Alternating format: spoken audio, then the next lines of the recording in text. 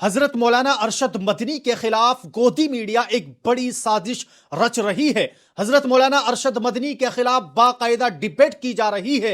वजह यह है कि कल हजरत मौलाना अरशद मदनी ने अपने एक्स हैंडल अकाउंट पर अपना एक बयान जारी किया था और इस बयान को लेकर गोदी मीडिया खूब हंगामा कर रही है। हजरत मौलाना अरशद मदनी पर इल्जाम लगा रही है कि हजरत मौलाना अरशद मदनी आज मुल्क के दो टुकड़े करना चाहते हैं। जमियत उलेमा हिंद के अध्यक्ष मौलाना अरशद मदनी ने एक बेहद गंभीर मुद्दा उठा दिया है। आप लोगों ने तलाकशुदा शाहबानों के पक्ष में सुप्रीम कोर्ट के फैसले के बावजूद सरकार के उस फैसले को पलटवा दिया था। आपने उस महिला से उस बराबरी के हक को छीन लिया था। आप लोग तैयार नहीं हो रहे थे, इतनी छोटी सोच थी आपकी। दोस्तों, हम आपको हजरत मौलाना अरशद मदनी ने जो बयान जारी किया है हम आपको वो पूरा बताएंगे। फिर आपको फैसला करना है कि क्या वाकई हजरत मौलाना अरशद मदनी का जो ये बयान है ये मुल्क के खिलाफ है, मुल्क के कानून के खिलाफ है या किसी पार्टी के खिलाफ है। आइए दोस्तों, हजरत मौलाना अरशद मदनी के उस बयान के ताल्लुक से बात कर लेते हैं। पहले हम आपको हजरत मौलाना अरशद मदनी के इस पूरे बयान का एक छोटा सा वो हिस्सा सुनाना चाहते हैं कि जिस बयान पर सबसे ज्यादा गोदी मीडिया हंगामा कर रही है। हजरत मौलाना अरशद मदनी ने अपने इस बयान में कहा है कि महात्मा गांधी के कत्ल के बाद अगर फिरका परस्ती के सरों को सख्ती से कुचल दिया जाता तो मुल्क तबाह होने से बच जाता। जिसका ख्वाब हमारे बुजुर्गों ने देखा था, मुल्क के आज वो मौजूदा हालात नहीं है। आगे हजरत मौलाना अरशद मदनी कहते हैं कि आजादी क्या होती है हमसे पूछो, कुर्बानियां हमने दी है। बात कुछ अजीब सी है, लेकिन एक हकीकत यह है कि आजादी के बाद कांग्रेस ने अपने दौरे इख्तिदार में मजहब की बुनियाद पर नफरत की सियासत पर जो लचकदार पॉलिसी इख्तियार की, उसने मुल्क और आइन दोनों को सख्त नुकसान पहुंचाया।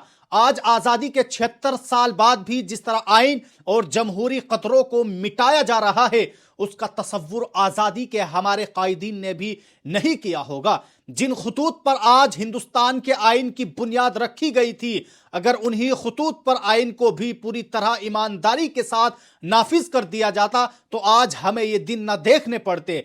ये बात हम यूं ही नहीं कह रहे हैं, बल्कि तारीखी तौर पर यह एक अफसोसनाक सच है कि कांग्रेस के कायदीन ने न जाने किस खौफ से रोज अव्वल से मजहब की बुनियाद पर नफरत की सियासत की मुखालिफत पर एक लचकदार पॉलिसी इख्तियार की।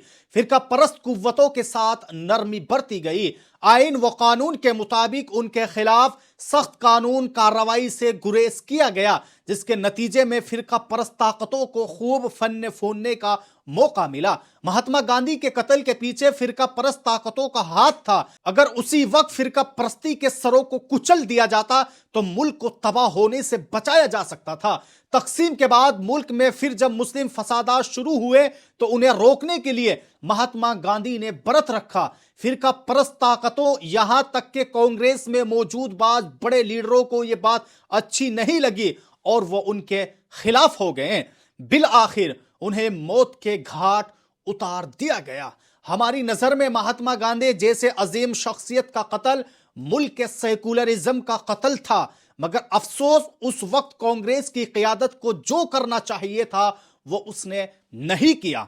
जमियत उलमा हिंद की क़ियादत मुसलसल कांग्रेस की क़ियादत से यह मुतालबा करती आई है कि फिरका परस्त के इस जुनून को रोकिए, मगर अफसोस इस मुतालबे पर संजीदगी के साथ तवज्जो नहीं दी गई, जिससे फिरका परस्तों को मौका मिल गया। आज की नस्ल इस तारीख से भी लाइल्म है कि आज़ादी से पहले ही जमियत उलमा हिंद के अकाबिरीन ने कांग्रेस लीडरों से एक तहरीरी वादा लिया था कि आज़ादी के बाद मुल्क का आइन सेकुलर होगा, जिसमें तमाम मजहबी अकलियतों को मुकम्मल मजहबी आज़ादी हासिल होगी। लेकिन आज़ादी के बाद जब मुल्क तकसीम हुआ तो कांग्रेस लीडरों का भी एक बड़ा हल्का उन दूसरे लीडरों के उस मुतालबे में शरीक हो गया कि अब जबकि मुसलमानों के लिए मजहब के नाम पर एक नया मुल्क बन चुका है, हमारे मुल्क का आइन सेकुलर नहीं होना चाहिए। इस मौके पर जमियत उलमा हिंद की क़ियादत कांग्रेस लीडरों का हाथ पकड़कर बैठ गई और उनसे कहा कि अगर मुल्क तकसीम हुआ है तो इस पर हमने नहीं, आपने दस्तखत किए हैं, इसलिए अब आप अपना वादा पूरा कीजिए। चुनांचे एक सेकुलर आइन तैयार हुआ, लेकिन फिरका परस्ती की जड़ें अंदर ही अंदर گہری ہوتی جا رہی تھی۔ جمعیت علماء ہند کے مسلسل اصرار کے بعد بھی اس پر نکیل نہیں ڈالی گئی، جبکہ اس وقت مرکز اور تمام صوبوں میں کانگریس کی ہی حکومت تھی۔ اگر وہ چاہتی تو اس کے خلاف سخت قانون سازی کر سکتی تھی، مگر اس نے جو لچکدار پالیسی اختیار کی تھی اس کے نتیجے میں فرقہ پرست طاقتیں اور طاقتور بنتی چلی گئی۔ ملک کی آزادی میں قربانی دینے والے ہمارے بزرگوں نے جس ہندوستان کا خواب دیکھا تھا وہ یہ ہرگز نہیں۔ ہمارے بزرگوں نے ایک ایسے ہندوستان کا خواب دیکھا تھا جس میں بسنے والے تمام لوگ ہمیشہ کی طرح نسل، برادری اور مذہب سے اٹھ کر امن و آتشی کے ساتھ رہ سکیں۔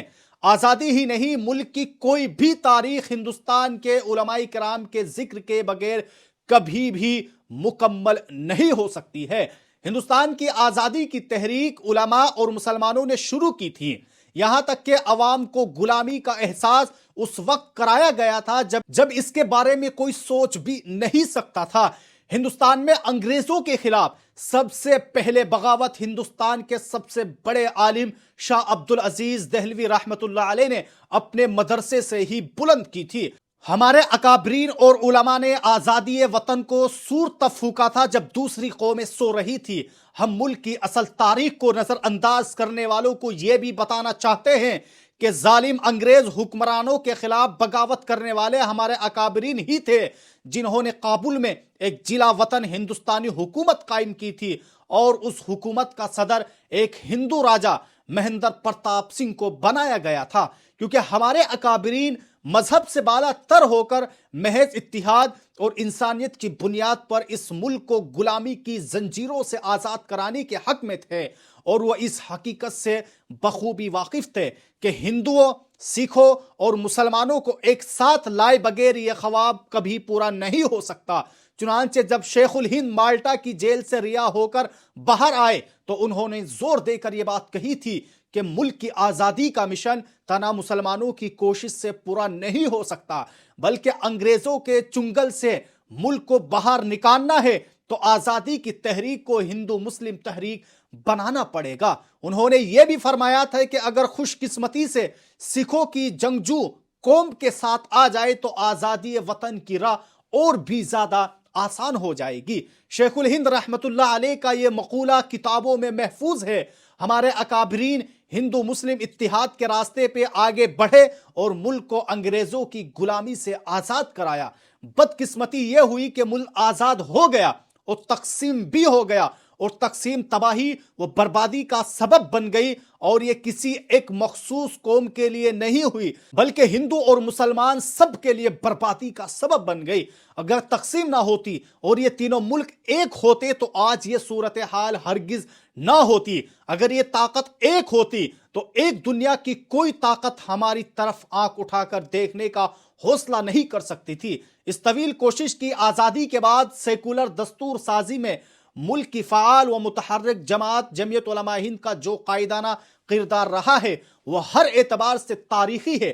یہی وجہ تھی کہ جیسے ملک کی آزادی کے امکانات روشن ہوتے گئے، ہمارے علماء اس وقت کے اعلیٰ قیادت جیسے موتی لال نہرو، مہاتما گاندھی اور جواہر لال نہرو وغیرہ سے برابر قسم لیتے رہے کہ ملک کی آزادی کے بعد ملک کا دستور سیکولر دستور بنے گا، اور کانگریس قیادت بھی اس بات کی یقین دہانی کراتی رہی کہ مسلمانوں کی مسجدیں، مسلمانوں کے مدرسے، مسلمانوں کے امام باڑے، مسلمانوں کے قبرستان، مسلمانوں کی زبان، مسلمانوں کا کلچر، مسلمانوں کی تہذیب، یہ تمام چیزیں محفوظ رہے گی۔ لیکن یہ ایک عجیب اتفاق ہے کہ ملک آزاد ہوا اور ہمارے اکابرین کی نظریے کے خلاف تقسیم بھی ہو گیا، یا یہ کہ تقسیم کر دیا گیا تھا۔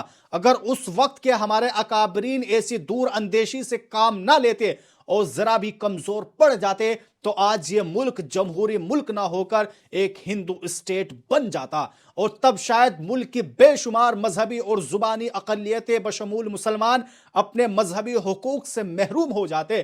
لیکن افسوس، موجودہ حکومت وفد ترمیمی بل لا کر ان تمام مسجدوں، مقبروں، قبرستانوں، امام باڑوں اور اوقاف کی ان جائیدادوں کو ہڑپ لینا چاہتی ہے جس کے تحفظ کا آزادی کے وقت ہندوستان کے سیکولر آئین اور دستور میں وعدہ کیا گیا تھا۔ آج جو لوگ ہماری حب الوطنی پر سوال اٹھاتے ہیں وہ بتائیں کہ لوگوں نے ملک کی آزادی کے لیے کیا کیا ہے، انہوں نے کون سی پھلی پھوڑی ہے۔ پہلے ہم نے ملک کی آزادی کے لیے قربانیاں دی، مگر اب ایسا لگتا ہے کہ ہم اس آزادی کے تحفظ کے لیے بھی قربانی دینی ہوگی۔ اگر ہم نے ایسا نہیں کیا تو وہ دن دور نہیں جب لب کشائی کو بھی ایک سنگین جرم قرار دیا جانے لگے گا۔ جمعیت علماء ہند کا ماضی اور حال شاہد ہے کہ اس نے ہمیشہ ملک کے اتحاد، یکجہتی اور سالمیت کو برقرار رکھنے کے لیے مثبت کوشش کی ہے اور تقسیم ملک کی مخالفت کی ہے۔ ہمارے گلے میں جوتے کے ہار ڈالے گئے، ہمارے اوپر کفر کے فتوے لگائے گئے، لیکن جمعیت علماء ہند بال برابر بھی اپنے موقف سے پیچھے نہیں ہٹی۔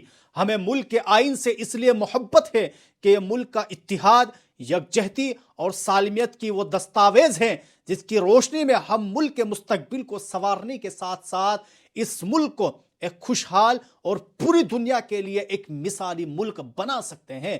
ہماری نظر میں آئین جمہوریت کی بنیاد کا وہ پتھر ہے، اگر اسے اس کی جگہ سے ہلایا گیا تو پھر جمہوریت کی یہ عظیم عمارت بھی کھڑی نہیں رہ سکے گی۔ اس لیے ہم اکثر کہتے ہیں کہ آئین بچے گا تو ملک بچے گا۔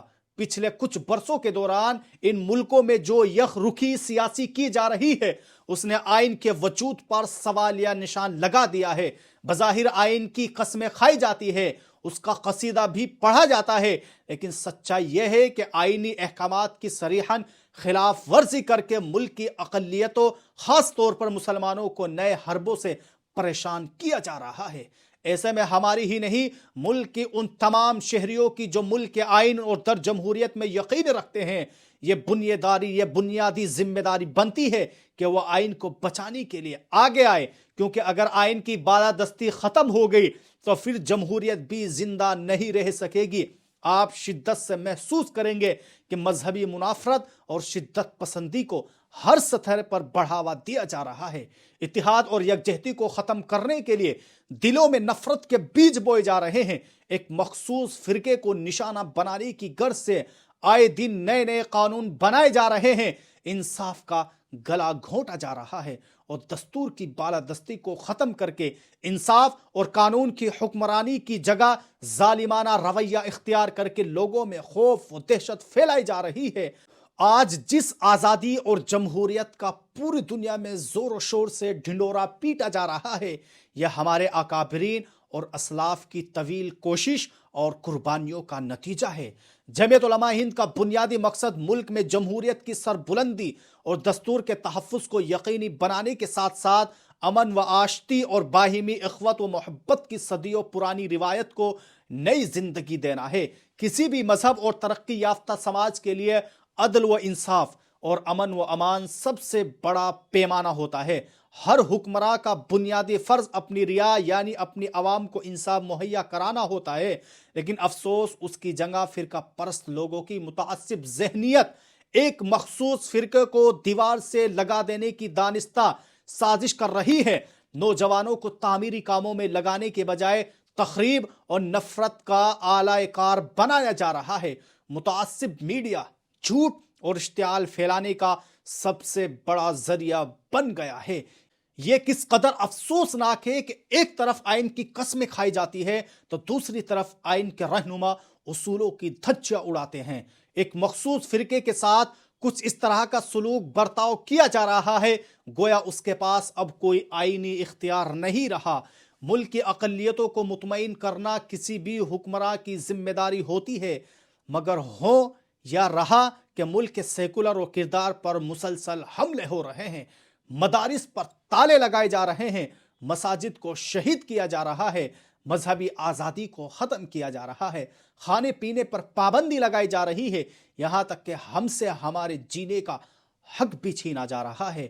اور یہ سب تب ہو رہا ہے جب وہ سیکولر آئین اب بھی اصل شکل میں موجود ہے، جس میں ملک کی اقلیتوں کو خصوصی اختیار ہی نہیں بلکہ مکمل آزادی ضمانت بھی دی گئی ہے۔ یہی وہ سیکولر آئین ہے جس کے لیے ہمارے اکابرین 150 سال تک ملک کو غلامی سے آزاد کرانے کے لیے قربانیاں دیتے رہے۔ اور افسوسناک بات یہ ہے کہ خود سیکولر کہنے والی بعض سیاسی پارٹیاں महज इख्तिदार का फायदा उठाने के लिए, फिरका परस्त ताकतों को खुश करने के लिए और उनकी हिमायत करने के लिए, जो जिस तरह एक मुस्तहकम जमहूरियत के लिए नेकफा नहीं है, नफरत की सियासत को उरूज हासिल हो गया है, हर सतह पर नफरत की आबियारी की जा रही है।